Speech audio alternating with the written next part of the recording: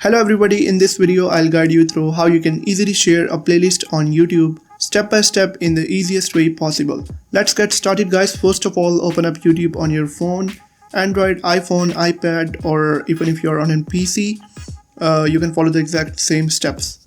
Guys, first of all you will have to click on your profile on the bottom right corner of the screen, and we would have to get the link of the playlist that you want to share.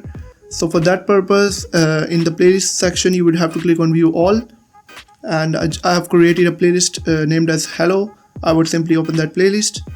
Now if I tap on this share icon on the top right area of the screen, it would show me that make your playlist shareable by making it public or unlisted. Unlisted means that anyone with the link can get access to your playlist, and public means that anyone can get to your channel and open that playlist or view that playlist. But in our case we want to make it unlisted, so we will make it unlisted and then hit confirm.